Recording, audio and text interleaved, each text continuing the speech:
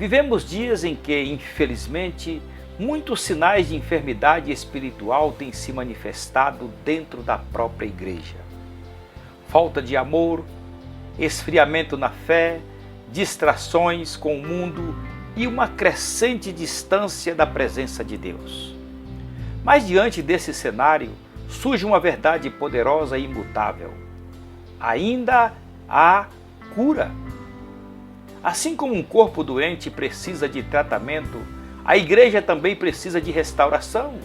E esse remédio não está em estratégias humanas, mas em uma pessoa, Jesus Cristo.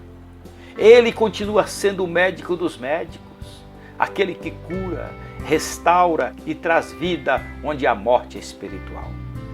Hoje vamos refletir sobre como Jesus é o único remédio capaz de transformar uma igreja enferma em uma igreja viva, cheia do Espírito e comprometida com a verdade.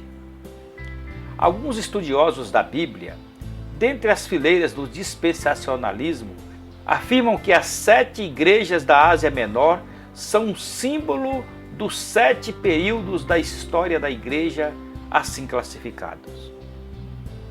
Éfeso simboliza a igreja apostólica, Esmirna, a igreja dos mártires, Pérgamo, a igreja oficial dos tempos de Constantino, Tiatira, a igreja apóstata da Idade Média, Sardes, a igreja da Reforma, Filadélfia, a igreja das missões modernas e Laodiceia, a igreja contemporânea.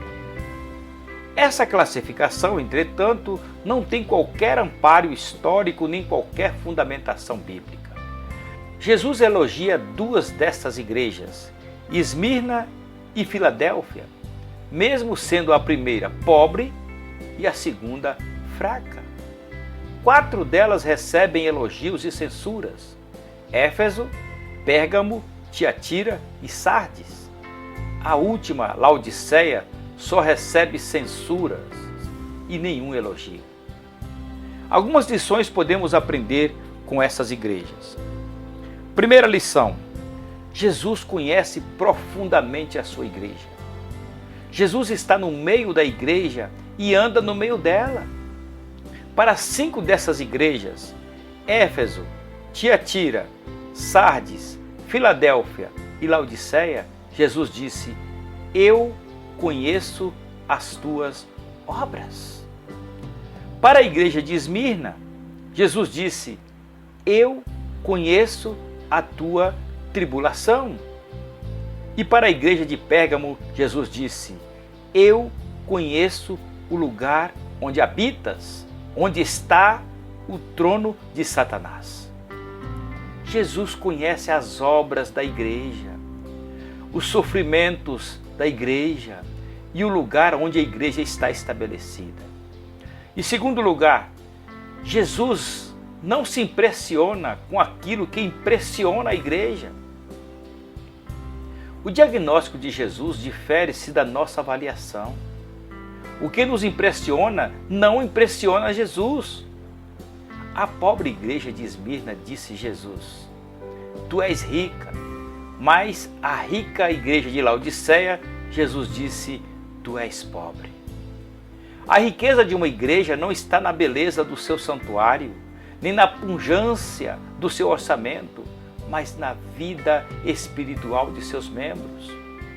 A igreja de Sardes, que dá nota máxima para a sua espiritualidade, julgando-se uma igreja viva, Jesus diz: tu estás morta.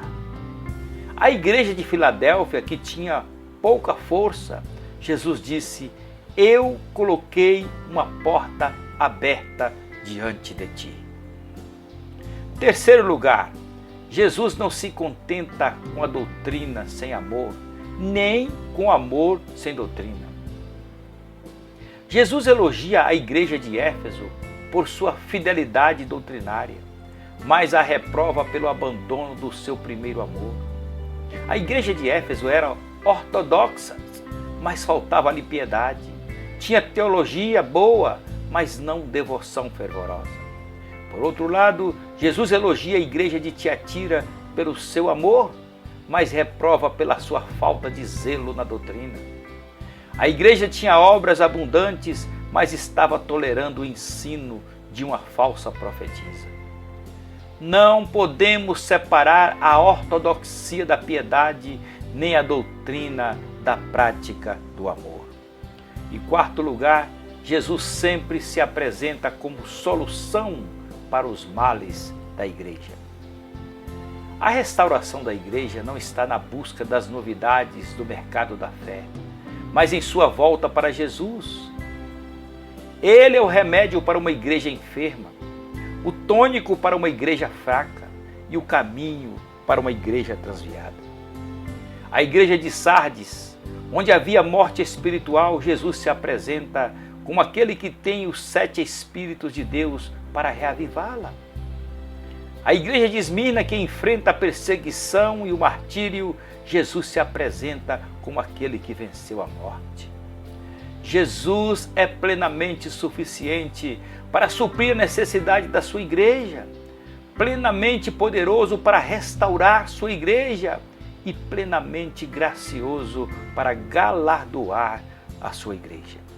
Em quinto lugar, Jesus se apresenta à sua igreja para fazer alertas e também promessas. Para todas as igrejas, Jesus faz solenes alertas e também generosas promessas. Andar pelos atalhos da desobediência é receber o chicote da disciplina e permanecer no pecado é receber o mais solene juízo. Mas permanecer na verdade é ser vencedor. Arrepender-se e voltar-se para Deus é receber do Filho de Deus as mais gloriosas promessas de bênçãos no tempo e na eternidade, na terra e nos céus. Pense nisso. A cura de uma igreja começa quando reconhecemos a nossa condição e voltamos para aquele que nunca perdeu o poder de restaurar. Jesus não apenas aponta o problema, ele é a solução. Ele cura o coração, renova a fé e reacende o amor que muitas vezes se perdeu ao longo do caminho. Não adianta maquiar a enfermidade espiritual. É preciso buscar o verdadeiro remédio e esse remédio é Cristo.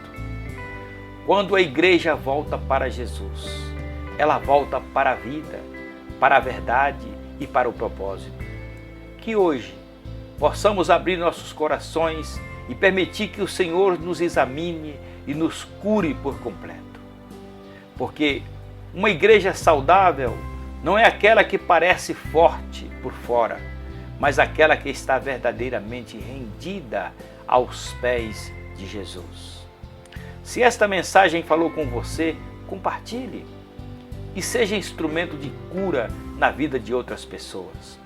Que Deus abençoe a sua vida grandemente e até o próximo vídeo.